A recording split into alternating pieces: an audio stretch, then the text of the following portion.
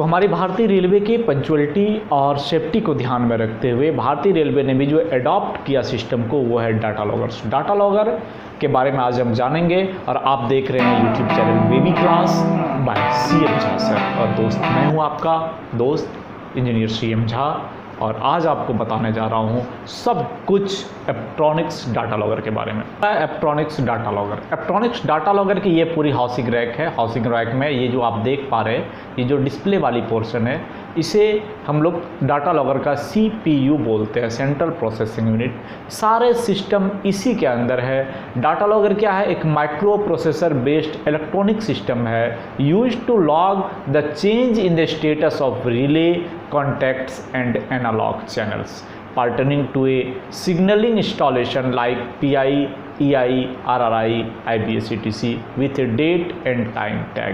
ये सारा चीज़ आपको बता रहा है। ये जो माइक्रो प्रोसेसर बेस्ड सिस्टम है, इस सिस्टम में हम जितने भी डिजिटल और एनालॉग डाटा हैं, जैसे रिले कॉन्टैक्ट्स डिजिटल डाटा हैं, एनालॉग चैनल्स में जितने प्रकार के वोल्टेज आएंगे, जो पोटेंशियल फ्री नहीं हैं उसमें हम वोल्टेज डालते हैं, वो एनालॉग हैं। और ये सारे डाटा हमें किसी भी प्रकार के सिग्नलिंग इंस्टॉलेशन जो भारतीय रेलवे के लिए यूज हो रहा है, चाहे वो पैनल इंटरलॉकिंग हो, चाहे वो EI हो यानी इलेक्ट्रॉनिक्स इंटरलॉकिंग हो, या RRI हो रूट रिले इंटरलॉकिंग हो, या किसी प्रकार के छोटे मोटे IBS हट हो, गेट लॉज हो, जो भी हो, सब जगह इसको हम प्रयोग कर सकते हैं। तो आइए इसके बारे में कितनी सारी चीज़ें हैं, विशेष डिटेल्स, हम एक एक करके सबके बारे में जानकारी लेते हैं और देखते हैं कि हमारा जो डाटा लॉगर है एप्ट्रॉनिक्स, जनरली ये जो डाटा लॉगर मैं आपको बता रहा हूँ ये एप्ट्रॉनिक्स मेक डाटा लॉगर है। एप्ट्रॉनिक्स एक विजयवाड़ा जो हैदराबाद के आंध्र प्रदेश की कंपनी है, वहाँ की बेस्ड कंपनी है। और ये जो आज मैं आपको बताने जाऊँगा ये 99/2006 IRS S99/2006 जो लेटेस्ट वर्जन है एप्ट्रॉनिक्स की, जो अमेंडमेंट 4 रेलवे की अमेंडमेंट 4 में इसे अप्रूव किया गया है। ये लेटेस्ट वर्जन के बारे में हर चीज़ की जानकारी प्राप्त करेंगे। ये this is the black box. What is the black box? ये ब्लैक बॉक्स क्या है? जनरली ये ब्लैक बॉक्स जो वर्ड है, ये ब्लैक बॉक्स एरोप्लेन यानी एविएशन सेक्टर से आती है। एरोप्लेन कि किसी भी एक्सीडेंट को या उसके अंदर होने वाली किसी भी जो ये हैं एक्टिविटीज़ हैं, किसी प्रकार के एक्टिविटीज़ को एनालिसिस करने के लिए ब्लैक बॉक्स की यूज कर। नाम तो इसका ब्लैक बॉक्स है बट जनरली ये ऑरेंज कलर का होता है इन्हें एरोप्लेन एविएशन में। तो वहीं से ये कॉन्सेप्ट आया कि जब हम एविएशन इंडस्ट्रीज़ में उसकी सेफ्टी के लिए इतनी सारी अमेंडमेंट कर सकते हैं, इतनी सारी चीज़ें देख सकते हैं, तो रेलवे के लिए क्यों नहीं? क्योंकि आज हमारी रेलवे वो 20-30 की स्पीड वाली नहीं है। ये आज सेमी बुलेट ट्रेन चला रही है, कल बुलेट ट्रेन चलाएगी। और अभी भी जो सेक्शनल स्पीड है एवरेज गुड्स ट्रेन की 44 किलोमीटर/आवर एवरेज आ गई है, और जो पैसेंजर ट्रेन है इसकी अप्रॉक्स 70 किलोमीटर/आवर की आ गई है। तो पैसेंजर ट्रेन के डिफरेंट होते हैं, क्योंकि पैसेंजर ट्रेन में डिफरेंट ट्रेन है, सुपर फास्ट हैं, पैसेंजर्स हैं, लोकल है, सबकी एवरेज स्पीड अलग अलग होती है।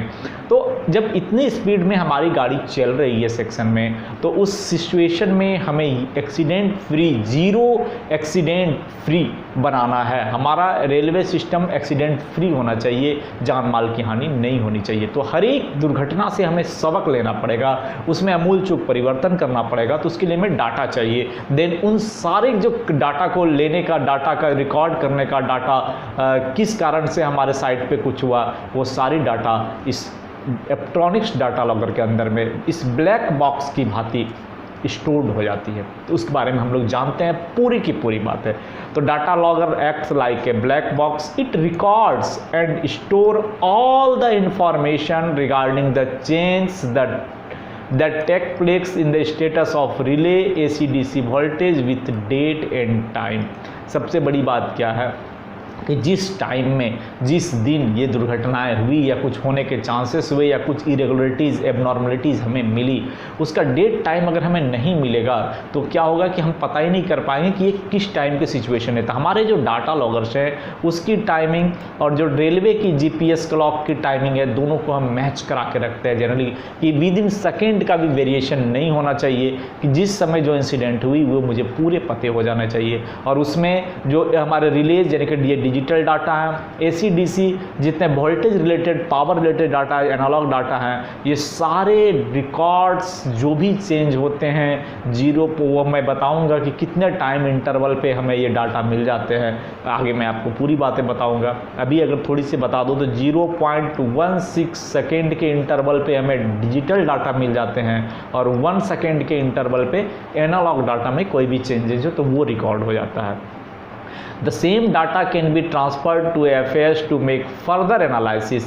तो जो डाटा हमें रिकॉर्ड होगा उस डाटा को थ्रू नेटवर्किंग और थ्रू सीरियल पोर्ट, क्योंकि वो जो हमारा इक्विपमेंट साइट पे है उसकी एक कैपेसिटी है, उस कैपेसिटी के बाहर जो अगर डाटा अधिक जाएंगे तो वो ऑटो फ्लैश हो जाता है, वो रीड एंड राइट मेमोरी पे काम करता है, वो ऑटो फ्लैश पे काम करता है। तो ऑटो फ्लैश ना हो उसके लिए हम उस सारे डाटा को स्टोर कर लेते हैं आइदर लोकल PC और थ्रू नेटवर्किंग किसी भी सर्वर में। Print out the data can be obtained by connecting a printer to the data logger और द FAS।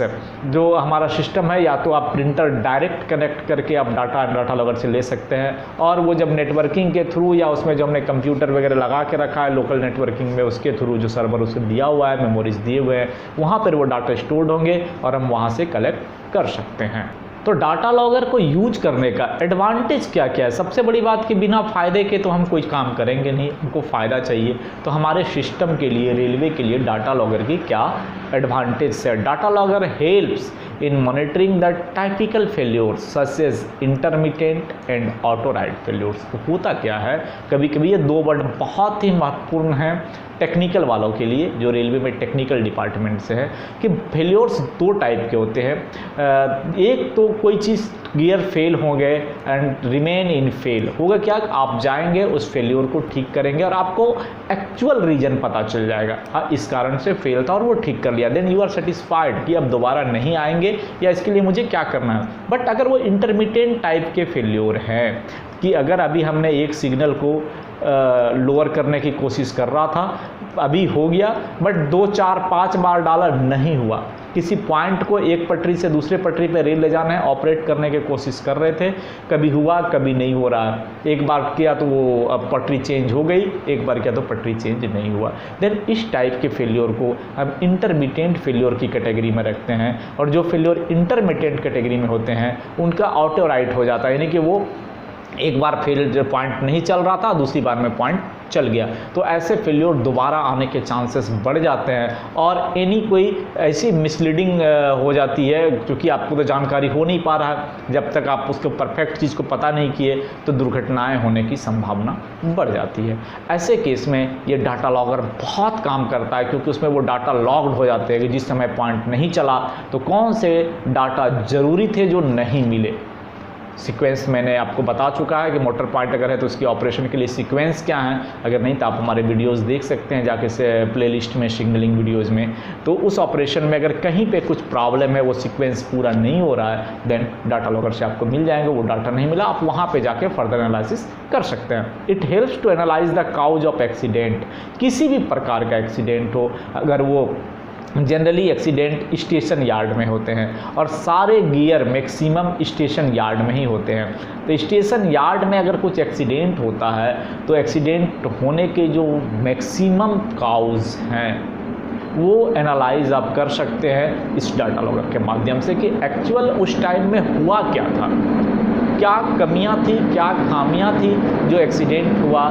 एक ही आप खामी नहीं देख सकते हैं कि अगर गेज, जो पटरी की गेज है 1676 mm, ये अगर आउट है या गड़बड़ है या पटरी टूट गई है पूरी की पूरी, तो ये चीज़ को डाटा लॉगर डिटेक्ट नहीं करता है, बाकी सब के सब डाटा डिटेक्ट कर लेते हैं। It helps in detecting the human failure error such as driver pass signal at danger, operational mistake done by panel operator, ASM operating department. अगर मान लिया जाए अभी सिग्नल हमारी लाल है और ड्राइवर उस लाल सिग्नल में उसे रुकना है बट वो चला गया, मिली भगत से ड्राइवर स्टेशन मास्टर सब छुपाने की कोशिश की कि नहीं वो मैंने सिग्नल दिया था फिर गया, but no, here have a black box data logger. आप डाटा लॉगर में उस टाइम में चेक करेंगे और आपको पता चल जाएगा कि जिस सिग्नल को पार किया उसका HR ड्रॉप कंडीशन में था। तो जब HR ड्रॉप कंडीशन में था देन वो एक्सीडेंट हुई, ये पता चल जाएगा। किसी पॉइंट पे कोई ह्यूमन फेलियर के कारण एक्सीडेंट होती है, पॉइंट उन्होंने ऑपरेट नहीं किया और गाड़ी चला दी, आपको उन्होंने कहेगा कि नहीं मैं नॉन सिग्नलिंग मूवमेंट कराया, पॉइंट ऑपरेट किया था, then you helps by the data logger. Data logger आपको ये बता देगा कि इन्होंने पॉइंट चलाया था या नहीं चलाया था, और चलाया अगर था तो प्रॉपर सेटिंग हुई थी या नहीं हुई थी। ये सारी चीज़ें आपको डाटा लॉगर से पता चल जाएगी।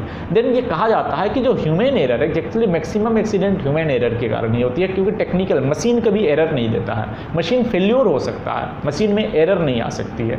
तो ह्यूमन एरर के कारण अगर कुछ फेल्योर हुई, एक्सीडेंट हुआ, तो उसके बारे में सटीक जानकारी ये डाटा लॉगर दे देती है, चाहे वो ऑपरेशनल मिस्टेक हो या कोई मैनिपुलेटिंग मिस्टेक हो, वो भी बता दिया जाए। कोई सिग्नल या टेलीकॉम इंजीनियर्स जो भी हैं, जिनके वो एसेट्स हैं, उसके सर्किट में अगर किसी प्रकार का इंटरफेरेंस करता है क्या कि आपके डाटा लॉगर में हर एक गियर्स के हर एक जो सिस्टम है, हर एक सिस्टम को चलाने के एक स्टैंडर्ड सर्किट है।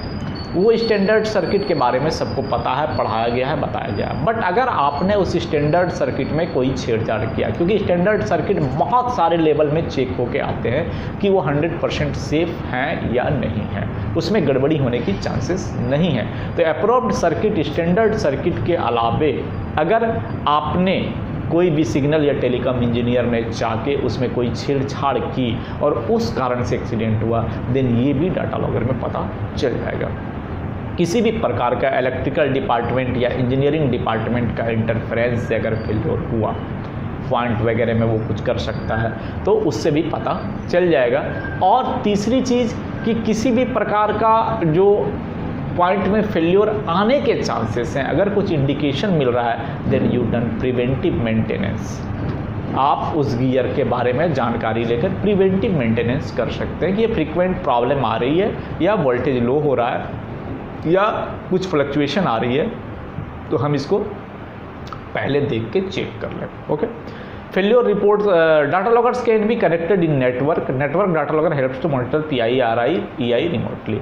ये मैं आगे बताऊंगा आपको कि डाटा लॉगर चूँकि आपके यहाँ पे स्टेशन में है और यहाँ पे कंट्रोल में या किसी हेडक्वार्टर में एक रिमोट मॉनिटरिंग यूनिट बनाया हुआ है, वहाँ पे आपको इस डाटा लॉगर को मॉनिटर करना है या इस स्टेशन को मॉनिटर करना है, आप कर सकते हैं थ्रू ए नेटवर्क। एक FEP की ज़रूरत पड़ेगी, मॉडेम वगैरह की ज़रूरत पड़ेगी, वो मैं आगे बताऊँगा नेटवर्किंग में, डाटा लॉगर की नेटवर्किंग में। तो वो सारी चीज़ें आप मॉनिटर कर सकते हैं, जरूरी नहीं है कि आप वहाँ पर साइट पर जाके ही मॉनिटर करें। किसी भी प्रकार का फेल्योर जो रिपोर्ट है उसको भी जनरेट कर सकते हैं आइदर साइट और बाय नेटवर्क मोड, यानी आप उसको रिपोर्ट को एनालिसिस एंड प्रिंट कर सकते हैं रिमोटली भी। ऑनलाइन ऑफलाइन ट्रैक सिमुलेशन जो वर्ड है, ट्रैक सिमुलेशन बोला जाता है कि आपकी जो ट्रैक की स्थिति है, कहाँ से क्या गाड़ी है क्या नहीं है, मतलब ऑनलाइन या ऑफलाइन। अभी कहा गया कि 2 घंटे पहले ऐसी स्थिति यार्ड में आई थी, तो 2 घंटा पहले इस यार्ड का पोजीशन क्या था, किस पे गाड़ी थी, किस पे गाड़ी नहीं थी, किस पे क्या क्या ऑपरेशन किया गया था, क्या ऑपरेशन नहीं किया गया था, वो सारी चीज़ें जितने दिन के डाटा आपको चाहिए वो मिल जाएगा। ये ऑनलाइन भी आप इमीडिएट भी देख सकते हैं और ऑफलाइन भी जाकर डाटा बैंक से निकाल के चेक कर सकते हैं। Speed of the train on point zone can be calculated. आप उसमें सिस्टम दिया हुआ है कि आप यार्ड में या ट्रैक जोन में, पॉइंट जोन में जो ट्रेन की स्पीड है, व्हील की स्पीड है, वो कितनी है, इसको भी कैलकुलेट कर सकते हैं बाय द नेट।